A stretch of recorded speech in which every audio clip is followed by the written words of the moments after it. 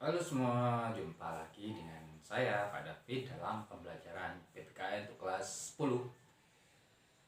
Jadi untuk pertemuan hari ini kita akan melanjutkan ke bab berikutnya, yaitu bab 3, berkaitan dengan kewenangan lembaga-lembaga negara menurut Undang-Undang Dasar Negara Republik Indonesia tahun 1945.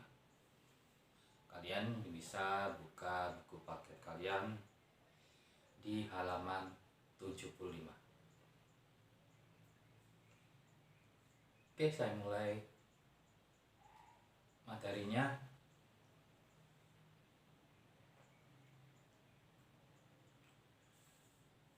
Saya mulai dengan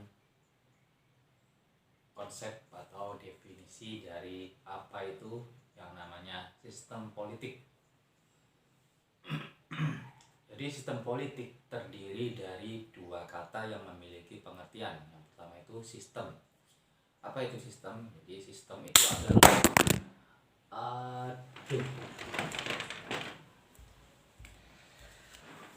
maaf, ada kesalahan teknis tadi, habis saya jatuh dari tripod, jadi maaf. Saya mana tadi?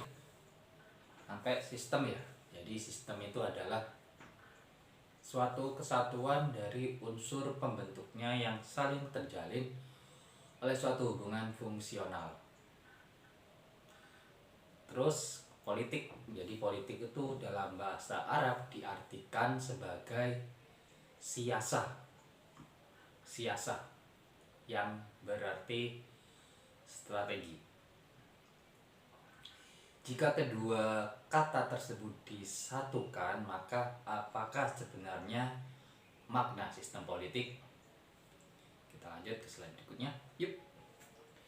Jadi sistem politik adalah seluruh kegiatan politik dalam suatu negara atau masyarakat yang mana kegiatan tersebut berupa penerapan nilai-nilai dasar kepada masyarakat yang saling terhubung dan terikat. Oh, kucing. Jadi kalau kalian pasti tahu, setiap 5 tahun sekali kita warga negara Indonesia melakukan kegiatan politik, yaitu kegiatan pemilihan umum. Jadi baik itu presiden, wakil presiden, gubernur, bupati, terus DPR, terus juga partai politik. Itu salah satu bentuk partisipasi kita sebagai warga negara dalam kegiatan politik. Jadi itu termasuk dalam termasuk salah satu aspek atau komponen dalam sistem politik. Jadi seperti itu. Jadi nanti kalian kalau sudah berumur 17 tahun, kalian harus menggunakan hak suara kalian untuk memilih calon wakil rakyat maupun presiden atau wakil presiden. Karena selisih satu suara itu sangat berpengaruh terhadap masa depan negara ini. Oke, seperti itu. Lanjut. Kita lanjut ke kita lanjut ke ciri-ciri sistem politik. Apa sih ciri-ciri sistem politik? Di sini ada 7 macam sistem politik. Yang pertama, sistem politik itu memiliki tujuan pasti. Yang kedua, sistem politik itu mempunyai komponen. Jadi komponen di sini maksudnya apa ya? Seperti bagian-bagian gitu ya. Bagian-bagian ini maksudnya lembaga-lembaga negara yang terlibat dalam pemerintahan, seperti presiden, MPR, DPR, MK, MA, dan pemeriksa keuangan. Terus apalagi? Ya, seperti itu. Yang ketiga adalah tiap komponen memiliki fungsi yang berbeda. Jadi seperti yang saya katakan tadi, seperti MPR, DPR, Mahkamah Konstitusi, Presiden, itu memiliki tugas dan wewenang juga fungsi yang berbeda. Seperti yang sudah kalian pelajari di bab 1 di bagian apa ya? Ya, pembagian kekuasaan. Jadi kekuasaan itu ada 3 macam.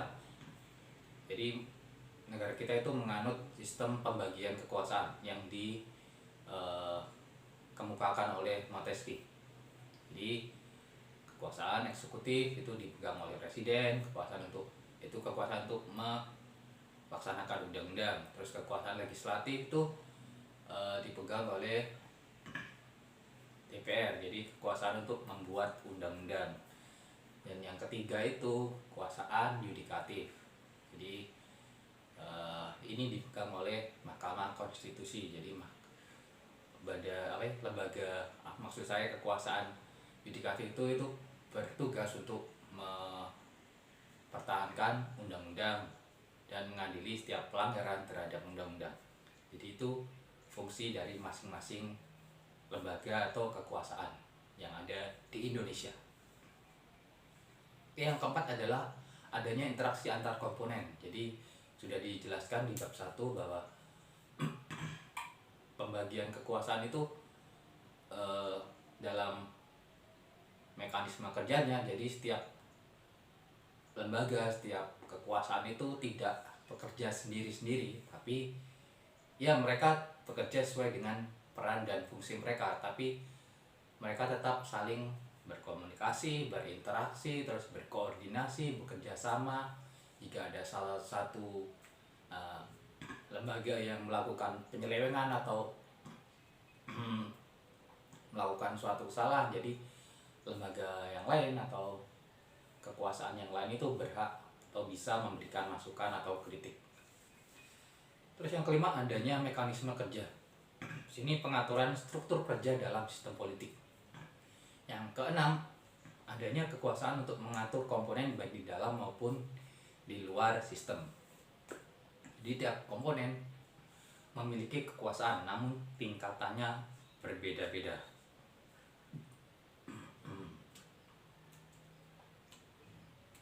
Oke, yang terakhir itu adanya kebudayaan politik. Jadi terdapat prinsip-prinsip dan pemikiran sebagai acuan dalam pengembangan sistem tersebut. Di bawahnya itu ada tulisan Tika dan Fani makan pepes. Jika kalian ingin menghafalkan ciri-ciri sistem politik, itu kalian bisa melihat rumus itu ya. Tika dan Fani makan pepes. Jadi huruf T itu mewakili tujuan, huruf K itu mewakili komponen, huruf F itu mewakili fungsi, huruf I itu mewakili interaksi, huruf M dan K itu mewakili mekanisme kerja, huruf N itu mewakili kekuasaan, sedangkan huruf P dan S itu mewakili prinsip-prinsip. Tika dan Fani makan pepes. Sedap. Lanjut. 4 ciri khas sistem politik. Jadi kita lanjut ke ciri khas sistem politik. Jadi ada 4. Yang pertama itu daya jangkaunya universal. Itu artinya meliputi semua anggota masyarakat. Yang kedua, adanya kontrol yang bersifat mutlak terhadap pemakaian kekerasan fisik. Sudah jelas ya, dalam dunia politik kita juga mengenal adanya hukum. Jadi sejatinya politik itu harus dilaksanakan dengan cara demokrasi ya. Cara negara kita kan menganut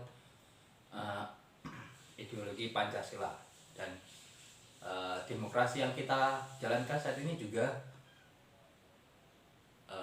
dalam menganut Pancasila. Jadi nilai-nilai Pancasila di dalamnya. Jadi dalam dunia politik, enggak cuma politik, semua aspek itu kita berlandaskan pada demokrasi Pancasila, nilai-nilai demokrasi Pancasila. Jadi dalam demokrasi Pancasila itu sangat menentang adanya kekerasan fisik. Jadi seperti itu.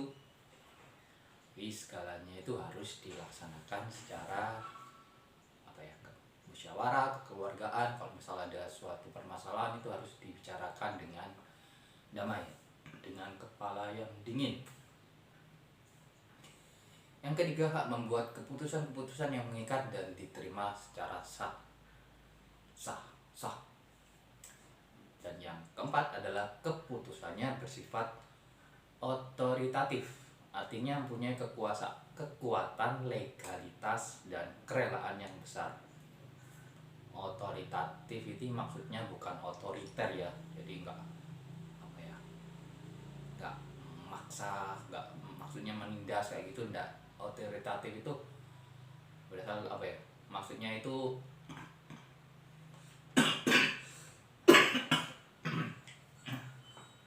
otoritatif itu kan berasal dari kata pokoknya intinya itu berkaitan dengan kekuasaan. Jadi keputusan yang dikeluarkan atau ditetapkan oleh pemerintah itu sifatnya legal, sah. Dan pemerintah dan masyarakat itu harus mendukung. Seperti itu. Oke, kita lanjut ke suprastruktur dan infrastruktur politik. Suprastruktur politik. Jadi suprastruktur politik itu diartikan sebagai mesin politik resmi di suatu negara dan merupakan penggerak politik yang bersifat formal.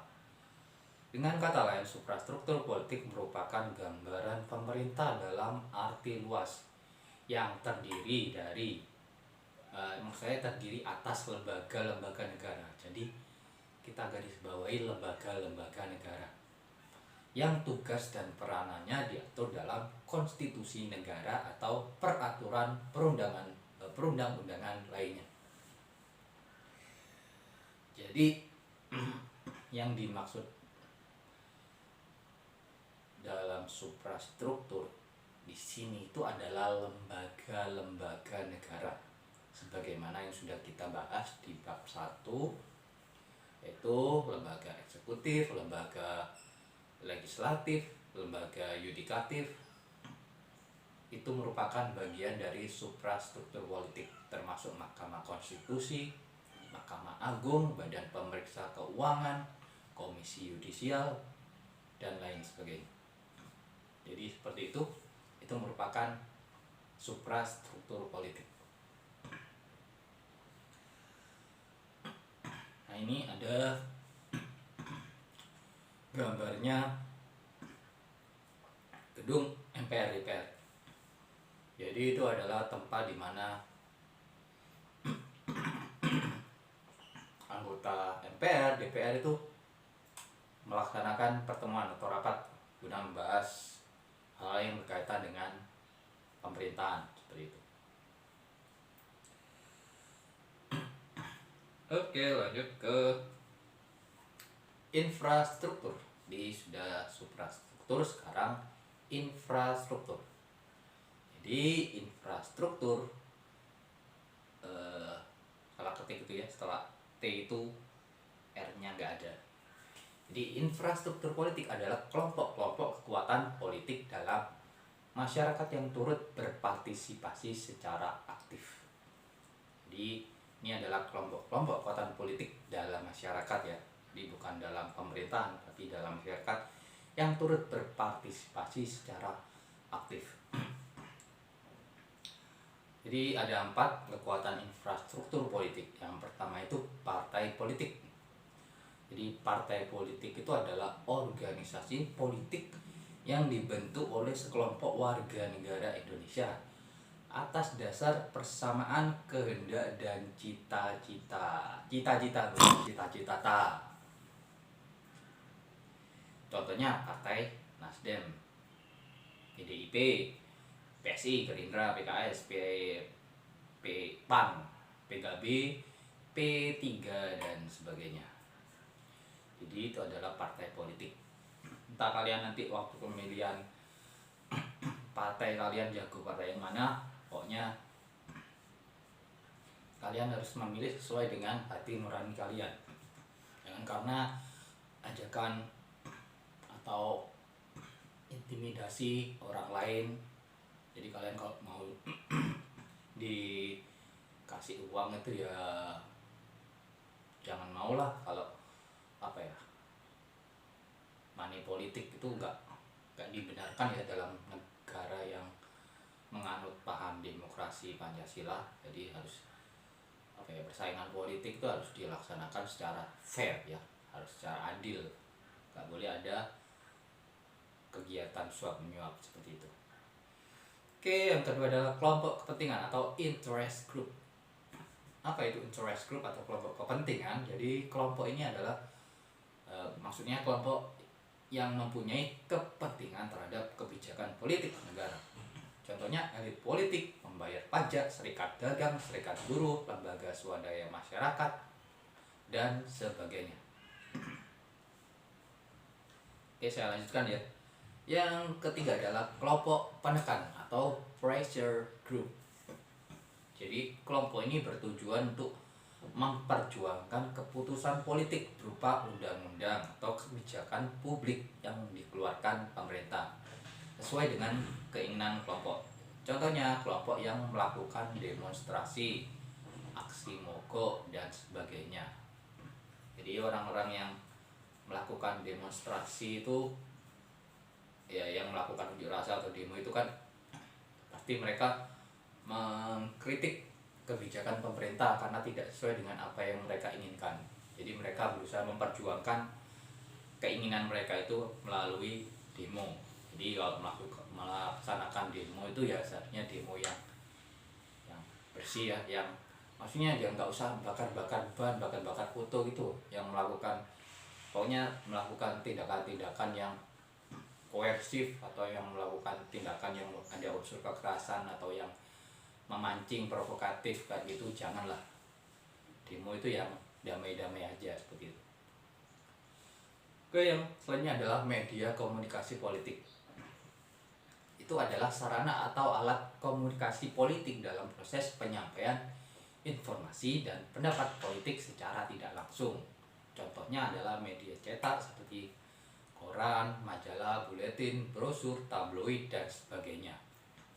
Terus media elektronik itu seperti televisi, radio, internet, dan sebagainya.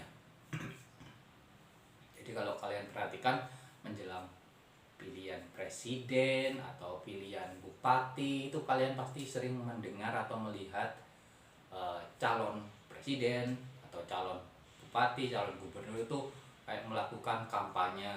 Jadi ya, mempromosikan diri mereka ya. Jadi mereka itu mengkampanyekan visi dan misi mereka. Nanti setelah mereka jadi gubernur atau jadi bupati atau jadi presiden, visi dan misi mereka itu apa, kayak gitu. Jadi mereka itu menyampaikan lewat media komunikasi politik seperti koran, seperti televisi, terus apa lagi, majalah, dan lain sebagainya. Oke, saya rasa untuk pertemuan kali ini sampai di sini saja. Kita hanya membahas subbab yang pertama, dan untuk minggu depan kita lanjut ke subbab yang kedua, yaitu berkaitan dengan lembaga-lembaga negara Republik Indonesia menurut Undang-Undang Dasar Negara Republik Indonesia tahun 1945. Oke, terima kasih karena sudah menonton video saya. Thank you for watching. Jika ada salah kata, saya mohon maaf yang sebesar-besarnya. Oke, terima kasih. Sampai jumpa. Bye-bye.